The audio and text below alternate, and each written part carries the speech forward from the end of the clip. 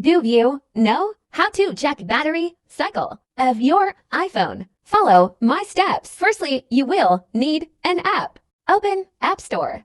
Search for e-charging app. Download the app.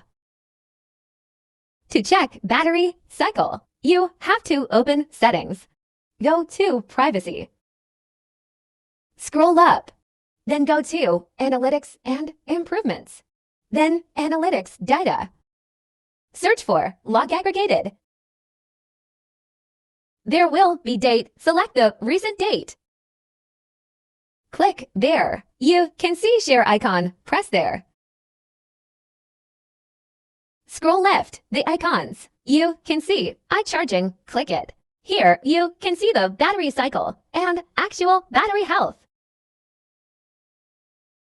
Like, share, and subscribe.